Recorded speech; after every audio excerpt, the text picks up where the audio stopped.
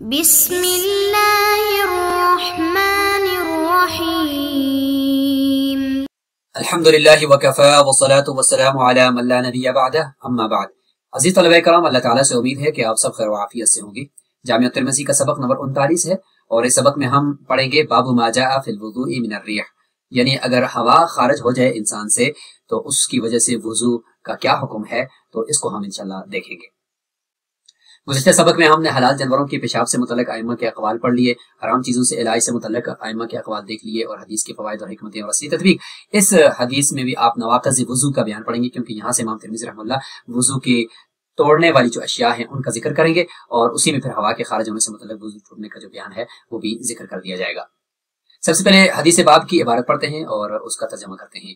باب ما جاء فی الوضوء من الریح وبه قال حدثنا قتيبة وهناد قال حدثنا وكيع عن شعبة عن سهيل بن أبي صالح عن أبيه عن أبي هريرة رضي الله عنه أن رسول الله صلى الله عليه وسلم قال لا وضوء إلا من صوت أو ريح. قال أبو عيسى هذا حديث حسن صحيح. وبه قال حدثنا قتيبة قال حدثنا عبد العزيز بن محمد عن سهيل بن أبي صالح عن أبيه عن أبي هريرة رضي الله عنه أن رسول الله صلى الله عليه وسلم قال إذا كان أحدكم في المسجد فوجد ريحا بين أليتيه فلا يخرج حتى يسمع صوتا أو يجد ريحا.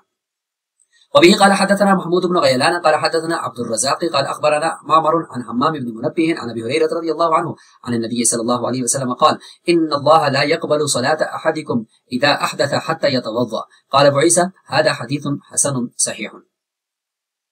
وفي الباب عن عبد الله بن زيد وعلي بن طلق وعائشة وابن عباس وابي سعيد رضي الله عنهم. قال أبو عيسى هذا حديث حسن صحيح، وهو قول العلماء أن لا يجب عليه الوضوء إلا من حدث يسمع صوتا أو يجد ريحا. وقال ابن المبارك إذا شك في الحدث فإنه لا يجب عليه الوضوء حتى يستيقن استيقانا يقدر أن يحلف عليه. وقال إذا خرج من قبل المرأة الريح وجب عليها الوضوء، وهو قول الشافعي وإسحاق. حضرت ابو ہریرہ رضی اللہ عنہ کی روایت ہے کہ آپ صلی اللہ علیہ وسلم نے فرمایا کہ وضو لازم نہیں ہے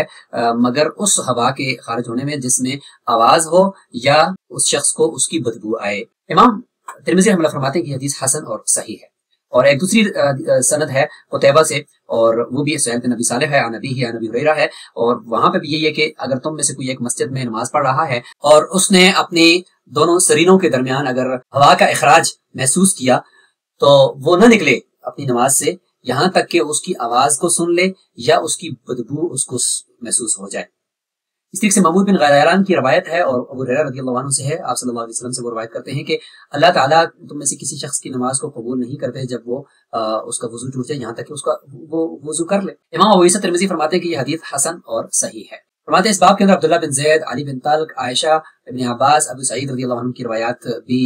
لائی جا سکتی ہیں، اور امام ابو عیسیٰ ترمذی فرماتے ہیں کہ یہ حدیث حسن اور صحیح ہے، اور علماء کا بھی یہی قول ہے کہ وضو اس شخص پر لازم نہیں ہے جو اس طرح کی اپنے سرینوں کے درمیان میں کوئی حرکت محسوس کرے،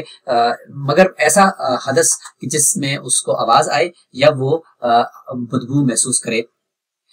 عبداللہ بن مبارک رحمہ اللہ فرماتے ہیں کہ اگر اس کو وضو کے اندر شک ہو گیا ہے تو اس کے اوپر وضو واجب نہیں ہے، یہاں تک کہ اس کو ایسا یقین ہو جائے کہ جس کے اوپر وہ قسم بھی کھانے کو تیار ہو کہ میرا وضو ٹوٹ چکا ہے، ایسا یقین اگر ہوگا تو وضو ٹوٹے گا، شک کی وجہ سے وضو نہیں ٹوٹے گا۔ یہیں سے وہ قاعدہ بھی نکلا ہے کہ الیقین لا یزول بالشک، اور فرمایا کہ جب کسی عورت کے اگلے حصے سے ہوا خارج ہو جائے تو وہ ہوا نہیں ہوتی، وہ ایسے اختلاج سا ہوتا ہے، تو امام عبداللہ بن مبارک رحمہ اللہ کے نزدیک اس عورت کے اوپر بھی وضو واجب ہو جائے گا۔ یہی امام شافعی رحمہ اللہ کا بھی قول امام ترمذی فرما رہے ہیں کہ ہے، اور یہی اسحاق کا بھی قول ہے، لیکن حناف کے نزدیک اس ایسی عورت کے اوپر وضو لازم نہیں ہے۔ ایک فقہی قاعدہ جو اسی حدیث سے جس کی طرف میں نے ابھی اشارہ کیا وہ بھی آپ ایک نظر یہاں پہ دیکھ لیں، وہ یہی ہے کہ چیزیں جو ہے ان کو اس کی جو باقی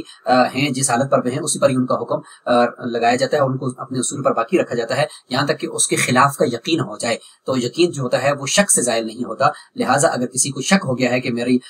ہوا خارج ہو چکی ہے تو اس سے وہ نہیں نکلے گا۔ تو یہاں حدیث کے اندر جو فرمایا کہ آواز اس کو آ جائے ہوا خارج ہونے کی، یا یہ ہے کہ اس کو بدبو محسوس ہو جائے، ان دونوں کا مطلب یہ نہیں ہے کہ لازمی طور پر یہی دونوں ہوں گی تو وہ جائے گا، ورنہ اگر ہوا خارج ہوتی رہے، نہ اس کو آواز آئی ہے وہ بہرا ہے اور نہ اس کو بدبو محسوس ہوئی ہے کہ اس کو زکام لگا ہوا ہے تو بس وہ پڑتا رہے، نہیں، بلکہ مقصد یہ ہے کہ اس کو یقین ہو جائے، ایسا یقین کہ جس کے اوپر وہ قسم کھانے کو تیار ہو تو قسم کھا سکے۔ ایسے یقین کے ساتھ اگر اس کا وضو ٹوٹا ہے تو وہ جا کر وضو کر لے، اگر شک ہے کہ پتہ نہیں ہوا خارج ہوئی یا نہیں ہوئی تو جب تک یقین نہیں ہے تو حدیث کا مطلب صرف یقین کو ثابت کرنا اور شک اور وسوسے کو ختم کرنا مقصود ہے۔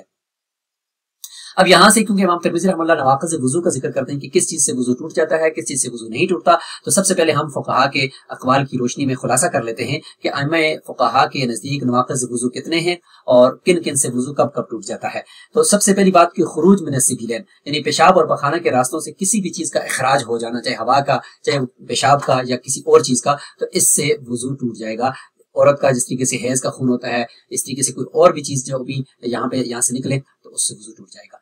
اس پہ اتفاق ہے تمام فقہا کا کہ ان ساری چیزوں سے وضو ٹوٹ جاتا ہے۔ دوسری چیز ہے خروج خون، پیپ اور قے، یعنی سبیلین کے علاوہ جسم کے کسی اور حصے سے خروج ہو رہا ہے، خون کا یا پیپ کا یا قے ہو گئی ہے، تو اس کا کیا حکم ہے؟ تو احناف کے نزدیک زخم سے بہتا ہوا جو خون ہے، پیپ ہے اور منہ بھر کر قے جو کرنا ہے، اس سے وضو ٹوٹ جاتا ہے۔ مالکیہ، شافعی، حنابلہ یہ فرماتے ہیں کہ ان چیزوں سے وضو نہیں ٹوٹتا، یہ نواقض وضو نہیں ہے، سوائے اس کے کہ وہ سبیلین سے خارج ہوں، پیشاب کی جو دونوں جگہ ہیں ان سے خارج ہوں۔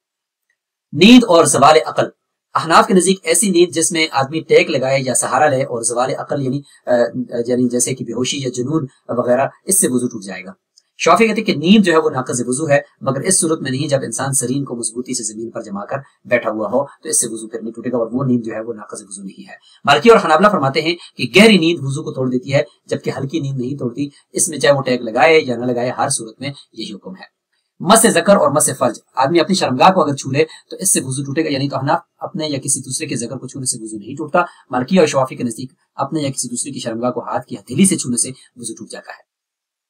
اور مس المرأہ، کسی عورت کو چھونا، چاہے وہ اپنی ہو یا بیگانی کو تو چھونا ہی نہیں ہے، غیر محرم ہو یا محرم ہو، بہرحال اس کو چھونے سے وضو پر کیا حکم ہوگا؟ فرماتے ہیں کہ احناف کے نزدیک عورت کو چھونے سے وضو نہیں ٹوٹتا، خواہ شہوت کے ساتھ ہو یا بغیر شہوت کے ہو۔ شافعی کہتے ہیں کہ مرد اور عورت کے درمیان بغیر حائل کے جلد کا آپس میں ملنا وضو کو توڑ دیتا ہے۔ مالکی اور حنابلہ کہتے ہیں کہ شہوت کے ساتھ عورت کو چھونے سے وضو ٹوٹ جاتا ہے۔ اور اونٹ کا گوشت کھانا، یہ سارے اگلے اسباق کے اندر بھی آ رہی ہے تفصیل، یہاں پہ صرف خلاصہ دیکھ لیں۔ حنابلہ کہتے ہیں کہ اونٹ کا گوشت کھانے سے وضو ٹوٹ جاتا ہے۔ جمہور فقہا، احناف، مالکیہ، شافعی، ان کے نزدیک اونٹ کا گوشت کھانے سے وضو نہیں ٹوٹتا۔ تو یہ تھا وہ خلاصہ جو یہاں پر بھی آپ کو مل رہا ہے، اور اس کی یہ ساری تفصیل آپ کو یہاں پہ نظر آ رہی ہے۔ اسی میں یہ ہے کہ خارج من احد السبیلین یہ ناقض وضو ہے یا نہیں ہے، اس میں یہ سارے ائمہ کے اقوال ہیں۔ حنفیہ کے نزدیک وضو کو توڑنے والی چیزیں 12 ہیں، جیسے یہاں پہ ان کا ذکر ہو رہا ہے۔ ہر وہ چیز جو اگلی یا پچھلی شرمگاہ سے خارج ہو، خواہ وہ معمول کی چیز ہو جیسے بول، براز، ریخ، مزی، ودی یا منی، یا غیر معمول کی ہو جیسے کوئی کیلا نکلا یا کنکری یا خون۔ غیر سبیلین سے کسی ناپاک چیز کا بہنا بھی ناقض ہے، جیسے خون یا پیپ کا بہنا، منہ بھر کر کے کرنا، خواہ وہ کھانا ہو یا پانی یا جمع ہوا خون نکلائے۔ نیند، جنون، بے ہوشی کی وجہ سے عقل کا ظاہر ہو جانا، بشرطے کہ وہ ایسی حالت میں ہو جہاں سرین زمین پر مضبوطی سے نہ لگی ہو، ایسی حالت میں اگر وہ نیند ہے تو اس سے بھی وضو ٹوٹ جاتا ہے۔ نماز میں بالغ شخص کا قہقہ لگانا، زور سے ہنسنا، اور بغیر کسی رکاوٹ کے انسان مرد کی شرمگاہ کا عورت کی شرمگاہ کو چھو لینا، اور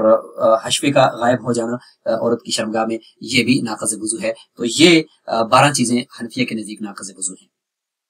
اور اب ہم مالکیہ کے نزدیک دیکھتے ہیں، تو مالکیہ کے نزدیک وضو کو 3 اقسام کی چیزیں توڑتی ہیں۔ احداث یعنی خارج ہونے والی چیزیں، بول و براز، ریخ، ودی، مزی، عورت کے رحم سے نکلنے والا پانی۔ اسی طریقے سے وہ غیر معمول کی چیزیں جیسے خون، پیپ، کیڑے یا کنکری کے نکلنے کو ناقض نہیں سمجھتے، وہ کہتے ہیں کہ یہ چیزیں جو ہے وہ ناقض وضو نہیں ہے، صرف معتاد چیزیں جو عام طور پہ سبیلین سے نکلتی ہیں وہی وضو کو توڑتی ہیں۔ اور اس طرح مسلسل جاری رہنے والے جو پیشاب کے قطرے ہیں ان سے بھی وضو کو نہیں توڑتے، وہ کہتے ہیں کہ وہ معتاد نہیں ہیں، غیر معتاد ہیں۔ اور دوسری چیز ان کے نزدیک وہ اسباب ہیں جو وہ ناقض وضو ہوتے ہیں، جیسے عقل کا ظاہر ہونا، جنون، بے ہوشی، گہری نیند، شہوت کے ساتھ کسی ایسے شخص کو چھونا جو عام طور پر باعث لذت ہو، اور اپنے ذکر کو ہتھیلی کے اندرونی حصے سے چھونا، ان سب سے بھی وضو۔ اور تیسری چیز ان کے نزدیک ارتداد اور شک ہے۔ ارتداد یعنی دین سے پھرنا، اور طہارت کے بعد حدث کے بارے میں شک کرنا بھی وہ کہتے ہیں کہ وضو کو توڑ دیتا ہے۔ نواقض وضو ہم شافعی کے نزدیک دیکھتے ہیں، تو شافعیہ کے مطابق وضو توڑنے والی چیزیں 4 ہیں۔ نمبر 1، ہر وہ چیز جو اگلی یا پچھلی شرمگاہ سے خارج ہو سوائے اپنی منی کے، کیونکہ اس سے غسل واجب ہوتا ہے۔ عقل کا ظاہر ہونا، خواہ یہ دوسری چیز ہے شافعی کے نزدیک، خواہ جنون، بے ہوشی یا نیند کی وجہ سے ہو، لیکن اگر کوئی شخص اپنے سرین کو مضبوط زمین پر رکھ لے اور جما کر اس کے بعد وہ سو جائے تو اس سے وہ کہتے ہیں کہ وضو نہیں ٹوٹتا۔ تیسری چیز ہے مرد اور عورت کی جلد کا آپس میں چھو جانا، یہ بھی ناقض وضو ہے، خواہ بغیر کسی شہوت یا ارادے کے ہو، بشرطے کہ وہ دونوں بالغ ہوں اور ایک دوسرے کے لیے اجنبی ہوں اور غیر محرم ہوں۔ چوتھی چیز ان کے نزدیک کسی بھی انسان کی اگلی یا پچھلی شرمگاہ کو ہتھیلی کے اندرونی حصے سے چھونے سے بھی وضو ٹوٹ جاتا ہے۔ حنابلہ کے نزدیک 8 چیزیں ناقض وضو ہیں، ان میں سے ایک ہے سبیلین یعنی اگلی اور پچھلی شرمگاہوں سے ہر چیز کا نکلنا، خواہ کم ہو یا زیادہ، اس میں جو مسلسل جاری رہنے والا پیشاب کے قطرے ہیں وہ بھی شامل ہیں۔ دوسری چیز بدن کے باقی حصوں سے ناپاک چیزوں کا نکلنا، جیسے خون، پیپ کے، اگر وہ زیادہ مقدار میں قے ہو تو وہ بھی ناقض وضو ہے۔ تیسری چیز ہے عقل کا ظاہر ہو جانا، جنون، بے ہوشی، نیند کی وجہ سے جو ظاہر ہوتا ہے، اس سے بھی وضو ٹوٹ جاتا ہے۔ البتہ بیٹھے یا کھڑے ہو کر ہلکی سی نیند آنے سے وضو نہیں ٹوٹتا۔ نمبر 4، مرد کا شہوت کے ساتھ کسی عورت کی جلد کو چھونا۔ نمبر 5، کسی بھی انسان کی اگلی یا پچھلی شرمگاہ کو ہاتھ سے چھونا، خواہ بغیر شہوت کی ہو اور خواہ اپنی ہو یا کسی دوسرے کی۔ اور چھٹی چیز یہ ہے کہ اونٹ کا گوشت کھانا۔ 7ویں چیز میت کو غسل دینا۔ 8ویں چیز ہر وہ چیز جو غسل کو واجب کرتی ہو جیسے جماع اور احتلام، تو اس سے ظاہر ہے کہ وضو بھی ٹوٹ جاتا ہے۔ اب بدائع الصنائع سے ہم احناف کا جو مسلک ہے اس کو اور اس کی وجہ ترجیح کو بھی ہم ذکر کرتے ہیں۔ حنفی فقہ کے مطابق وضو توڑنے والی جو چیزیں ہیں وہ نجاسات ہیں جو جسم کے اندر سے باہر آئیں، اور اس میں پھر دیکھ لیں کہ سبیلین سے ہوں یا غیر سبیلین سے ہوں، اس کا تفصیلی ذکر آ گیا کہ سبیلین سے اگر ہوں گی تو وہ پیشاب سے اس کی مثالیں دیتے ہیں، غیر سبیلین سے ہوں تو پھر غیر سبیلین میں آپ خون ہے، پیپ ہے، قے ہے، پھر سبیلین سے معتاد ہوں یا غیر معتاد ہوں وہ بھی اس میں آ گیا۔ یہ ساری تفصیل یہاں پہ آپ ملاحظہ فرما سکتے ہیں۔ اچھا، اب حنفیہ اپنے موقف کے اوپر جو دلیل دیتے ہیں وہ یہی ہے کہ عمومی اصول ایک ذکر کرتے ہیں کہ انما علینا الوضوء مما یخرج لیس مما یدخل، کہ جو چیز نکلتی ہے اس سے وضو لازم آتا ہے، جو چیز جسم میں داخل ہوتی ہے اس سے وضو لازم نہیں آتا۔ تو یہ ایک اصول انہوں نے ذکر کیا ہے۔ دوسرا یہ کہ صحابہ اکرام کا معمول ہے، وہ یہ ہے کہ 10 سے زیادہ صحابہ کرام کا عمل اور فتویٰ اسی کے مطابق تھا، جن میں حضرت عمر، حضرت عثمان، حضرت علی رضوان اللہ تعالیٰ علیہم اجمعین، ان کا بھی یہی موقف ہے۔ اور اسی طریقے سے 10 مبشرہ کے جو صحابہ ہیں ان کا بھی یہی مسئلہ انہوں نے ذکر کیا ہے کہ سبیلین سے خارج ہونے والی چیز ہی ناقض وضو ہے، اور چاہے وہ معتاد ہو یا غیر معتاد ہو، اور اسی طریقے سے غیر سبیلین سے بھی خارج ہونے والی جو چیز ہے اس سے بھی وضو ٹوٹ جاتا ہے، جیسے کہ قے کے والے سے حدیث موجود ہے۔ اسی طرح احناف جو ہے نا وہ روایات کے درمیان تطبیق بھی دیتے ہیں کہ احادیث جو دوسرے فقہا پیش کرتے ہیں، مثلا وہ حدیث جس میں نبی صلی اللہ علیہ وسلم نے قے کی اور وضو نہیں کیا، حنفی علماء اس کا جواب یہ دیتے ہیں کہ یہ قے منہ بھر کر نہیں تھی اور اس کا مقصد صرف منہ کو دھونا تھا۔ اس طرح وہ مختلف روایات جن میں ہم آہنگی پیدا کرتے ہیں، اور یہ طریقہ کار زیادہ محکم اور محفوظ ہے کہ روایات کے درمیان تطبیق دے دی جائے۔ ان دلائل کی روشنی میں اگر ہم حنفی مسلک کو دیکھیں تو اس کو ترجیح حاصل ہے، کیونکہ یہ سبیلین کے علاوہ دیگر مقامات سے نکلنے والی نجاسات پر بھی شرعی نصوص کا اطلاق کیا جاتا ہے، جس سے طہارت کا حکم عام ہو جاتا ہے۔ اب یہاں پر ہم آتے ہیں جو حدیث باب ہے اس کو دیکھتے ہیں، تو جمہور جو فقہائے احناف، مالکیہ، شافعی، حنابلہ، تمام ائمہ اس بات پر متفق ہیں کہ اگر کوئی شخص دوبر یعنی پخانے کا راستے سے ہوا خارج کرے تو اس کا وضو ٹوٹ جاتا ہے۔ عورت کی فرج سے اگر آ جائے تو عورت کی جو فرج کی جو وتی کی جگہ ہے، تو یہ چونکہ یہاں سے نکلنے والی جو ہوا ہے وہ اختلاج سا ہے، وہ حقیقت میں وہ ہوا نہیں ہے جو پخانے سے نکلتی ہے جو ناپاک ہو، تو اس لیے فرماتے ہیں کہ وہ نہیں ہے۔ البتہ مفضات عورت یعنی جس کو افضا کی بیماری ہے جس کا ذکر ہوا، تو وہ مستحب ہے کہ وہ وضو کر لے۔ اچھا، پھر یہاں سے آگے نواقض وضو کے بارے میں صاحب معرف السنن فرماتے ہیں کہ نواقض وضو تو کثیر ہیں، ان کا حصر یعنی ان کو آپس میں ان کا شمار کرنا تو یہاں پہ مشکل ہے، تو لہٰذا یہاں پہ ہم نے جو ذکر کیا ہے کہ اتنے نواقض وضو اس فقہ میں موجود ہیں، یہ ایک تخمینہ ہے، اور اس میں یہ ہے کہ کثرت مقصود ہے اس کے ذکر کرنے کے اندر۔ اچھا، حدیث میں یہ ہے کہ اگر کوئی مسجد میں ہو اور وہاں پہ اس کو محسوس ہو کہ اس کی ہوا خارج ہوگی، تو اس سے ایک فائدہ یہ بھی ملتا ہے، صاحب معرف السنن نے ذکر کیا ہے کہ مومن جو ہوتا ہے وہ اکثر مسجد کے اندر ہی ہوتا ہے اور اس کو ہونا بھی چاہیے۔ اور ایک حدیث بھی حضرت ابو ہریرہ سے روایت کرتے ہیں کہ لا یزال العبد فی صلاۃ ما کان فی مصلاه ينتظر الصلاۃ، کہ انسان ہمیشہ نماز میں ہی شمار ہوتا ہے جب تک کہ وہ مسجد میں دوسری نماز کا اگر انتظار بھی کر رہا ہے تو۔ اور فرشتے جو ہے وہ کہتے ہیں اللہم اغفر لہ، اللہم ارحمہ، یہاں تک کہ وہ جب نماز کے لیے لوٹ آتا ہے یعنی نماز پڑھ کر واپس گھر آ جاتا ہے یا اس کا وضو ٹوٹ جاتا ہے تو پھر وہ فرشتے دعا کو روک دیتے ہیں۔ اس باب کے اندر مختلف حدیث کی طرف امام ترمذی نے اشارہ فرمایا ہے، اس میں جیسے عبداللہ بن زید، علی بن ابی طالب، عائشہ، ابن عباس، ابی سعید کی روایات، تو عبداللہ بن زید کی روایت کو شیخین نے ذکر کیا ہے، اور اس طریقے سے عباد بن تمیم کے واسطے سے ذکر کیا ہے، اور اس کے الفاظ یہ ہیں کہ انہ شکا الی رسول اللہ صلی اللہ علیہ وسلم الرجل الذی یخیل الیہ انہ یجد الشیء فی الصلاۃ، آگے حدیث مکمل ہے۔ اور اس سے علی بن طلق کی جو روایت ہے فرماتے ہیں کہ اس کو ابو داؤد اور امام ترمذی نے ذکر کیا۔ عائشہ کی جو روایت ہے احمد نے، بزار نے، طبرانی نے کبیر میں اس کو ذکر کیا، اور الفاظ یہ ہیں کہ ان رسول اللہ صلی اللہ علیہ وسلم امر المسلمین اذا خرج من احدهم الريح ان يتوضا۔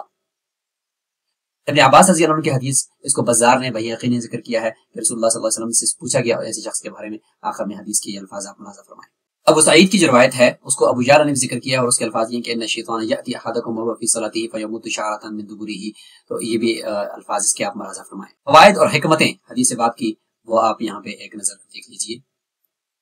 اور عبادت میں بار بار وسوسوں پر جو عمل کرنا ذہنی دباؤ اور وقت کے ضیاع کا سبب بنتا ہے، یہ کچھ عصری تطبیقیں ہیں، یہاں پہ آپ ان کو دیکھ لیں۔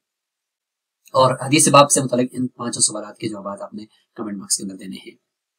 اور آخر میں ایک دفعہ پھر آپ اس سبق کا خلاصہ ملاحظہ فرمائیں۔ اسی کے ساتھ ہمارا یہ سبق مکمل ہوا۔ السلام علیکم ورحمۃ اللہ۔